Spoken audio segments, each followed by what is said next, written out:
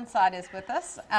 You are here to talk about what the money for the Pink Out, which is actually happening in a couple, or tomorrow? Tomorrow. Tomorrow. That's the way that you shoot. So that part will be over, but you're here to inform us about what the money went for. And Absolutely. You can go ahead and preface this a little bit with what the Sure, because some of you may not know exactly what's going on, but I'm going to steal your flyer here. But this is Fight Like a Girl Pink Out that North Arkansas College women's basketball team is putting on. The date was February 16th.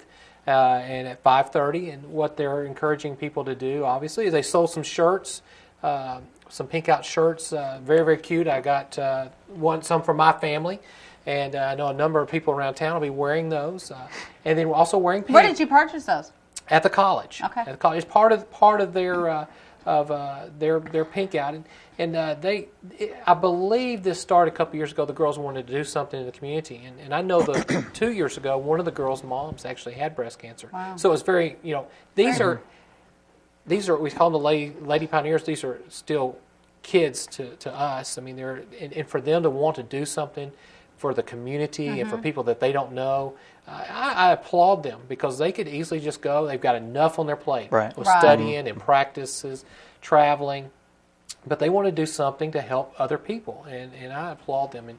And when you start this kind of stuff early, it carries on. A lot of these girls will be involved in this stuff the rest of their life. But breast cancer, unfortunately, affects so many men and women, but we focus mainly on the women, and rightfully so. It's rarer in men, but it affects so many people, and it's not just the individual who has the breast cancer that it affects. It affects family members. And what we see also is that when a mom or grandmother is diagnosed with breast cancer, there's a fear with the siblings, as you have younger children, that they don't understand. Is this something that can happen to me? And of course, we're seeing a time where we've almost minimized breast cancer to some degree, because people are living with breast cancer. They're surviving breast cancer. And you'll have people that could come on this show who are 10, 20, 30 years out from breast cancer. And that's a victory. And it's these type of events that help support those individuals. And it's about awareness too. I mean, it's always, we personally we really want to talk about, or hit on too, that you want to be early detection, and all that can help so drastically. Early detection, survival. Right. They go hand in hand. So get your mammogram. Right. Well, get your mammogram, talk to your family doctor, and if you don't have a family doctor that you feel like you can talk to, communicate, find someone you can, because it's so important that you are doing these things. Mammogram, self-breast exams, those type things are key. We get people every year who find their cancer early in a either through a self-breast exam, or they just find a knot and they go to their primary care physician and say, this doesn't feel right. So many times there's nothing, and it's not a big deal at all. And but sometimes it does turn out to be that dreaded word. And I read a lot, and they said that cancer, no matter what language you speak, cancer is one of those words that everyone understands. Love, cancer, and it strikes fear. Well, It's a big it is a fear thing. Absolutely. You said something earlier about if there's a lump there, it's not necessary that it is cancer. Right. And so many people, when that happens, they feel that lump and they just shut down, don't they? There's a fear. There's people who find a lump and will fear going to get that checked on. Because they don't want to know. Because they don't want to know. Now, I that sounds strange to some people. I'm kind of that kind of person. Yeah. I think sometimes it's easier to face something if you can just put it on the back burner. That is not the way to do it. We see individuals who have acted on a fear, or have acted on something that they found, and most of the time it's unfounded. It's something that's a part of their body, and once you understand that, it helps you in diagnosing later. You hear words like fibrocystic breast and things like that. There are just a lot of ladies who have that type of breast makeup. But every once in a while, something does come back abnormal. Key early, cure. That's what we look for. Now, okay, so this money that they are raising will help specifically. Well, most of the ladies that come to us have already been diagnosed, and so we're in the middle of treatment or they're post-treatment, and we look at ways that we can help them. One of the major ways that you can treat breast cancer, obviously, is surgery, chemotherapy, and radiation therapy. Chemotherapy a lot of times makes your hair fall out. Not all chemotherapy drugs, but most of the ones for breast cancer make your hair fall out. So I know what you're going to say. I'm being supportive. I'm not ever coming back on the show. No, but your hair is by choice. My hair is by choice. Yeah. Actually, it's by parental choice. They gave me these jeans. And I'm not talking about Levi's. Anyway. Yeah.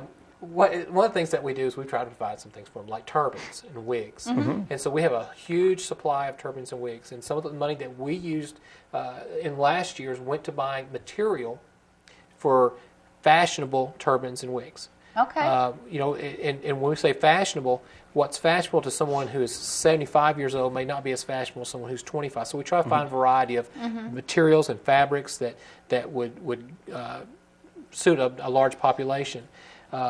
We bought some Arkansas Razorback material, and I thought that was pretty neat. That's a neat idea. It's fun to wear on a Saturday when there's a game. Yeah. And wigs. We've had ladies come in. We bought them wigs. You'd be surprised. There's redheads that want to be blonde this time around. There you go. So we do a number of those things. One thing that we do now is we take hair in all the time from the Right. We get a lot of press beauticians. releases from that too. Yeah, and we send it to Pantene, which is a company that is known for women's hair products and things like that. They make human hair wigs for all age groups. Oh, wow. And a human hair wig is much easier to style and to wash and to cut. You can cut it into a style, and so they do that for us. And it's I say a lot of fun. I say that to help people, Well, of but course. we find so much reward in doing that. Another thing that we also do is we have a couple of programs during the course of a year. We have a Look Good, Feel Better quarterly, which is exactly what the words are, to help you look good and to feel better about yourself. We see people that we identify as cancer patients, maybe through the loss of hair or their skin color or anything like that. What we want to do is eliminate that and help people see as beautiful no matter what you're going through. So do you have makeup sessions? We have makeup sessions, Yeah. and there's like $250 worth of makeup that goes to these ladies that are donated by huge companies and Per lady? per lady. Wow. And if you're undergoing treatment, you would be a candidate for this. Well, that's got to make the patient feel better Listen, there's so from much the inside, yeah. They go back there and there's so much laughing and giggling and joking, and they have so much fun during that time. And we see these people hesitant to go in and come out just, and it's fun for them. It's fun for me. I don't get to go back there. I want to go back there sometimes. But it is so much fun, and we have cosmetologists that volunteer their time. Our nurse goes back there and volunteers her time. We've got a volunteer at our organization that went through breast cancer, and she's wanting to. She said, "I went through that when I was a breast, and it was so rewarding. How can I volunteer?"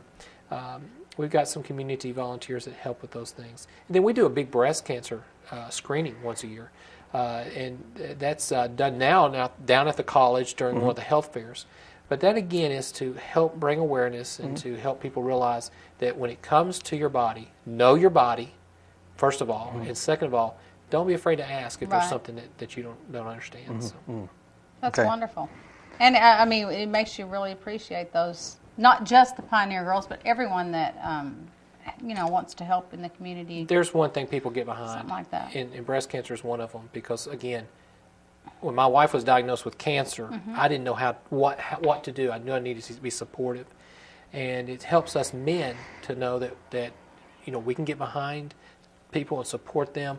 We can wear pink, and so I think it was the old saying, "Real men eat quiche," or "Real men wear pink," and all real men will do that, and they'll show up and they'll be supportive of these events and support these ladies as they go through their battle. Exactly. And we want to let our audience know, too, that you're not just about breast cancer, that you have many screenings throughout the year Right. through the hospital, and those help with diagnosing potential cancer patients. We do 5 screenings during the course of a year. Obviously, breast is what we've talked about here. Prostate, colorectal, skin. I'm leaving one of them out, but we try to, be very community. I mean, first of all, we live in probably the best community in the country. but we try to give back to the community. It's been good to us. Not very many cities our size has a cancer center with the technology and the ability to treat like we do. And so we want to give back, and education is one of those ways. Wonderful. Well, you can continue to give. Continue to give. North Arkansas, the ladies will be happy to take a donation. A lot of people say, I can't be there on the 16th, or this is past, I didn't know anything about it. Yeah. The girls out there, find them. Stacey Koch is the coach. Right. Find her. She'll be happy to take donation. You could donate to the Claude Parrish Radiation Therapy Institute. Part of our funds go to that also. There's a number of ways that you can get involved in giving, but this is just one of them, and this is a great one. And there's also a pink out coming up at the Harrison High School that will be after this airs, and you can call the high school, the Harrison High School office would know, or you can contact me, and I'll get that information at the facility. Cool. Okay. A lot of events coming up, a lot of opportunity to give to this great organization. And John, it's good to see you again. Thank you for having me. And thank you for being coming here. in at the last I'm bringing minute. my dog next time, just All right. because. Please do. Okay. Is it bald? Is it a little dog? It's not bald. It's a beagle. It's a beagle. Yeah, so it can't read. I've got a 7-year-old. I got a 7-year-old that can't read either, so I can bring him maybe. So Thanks, John. thank you. Thank you. All right.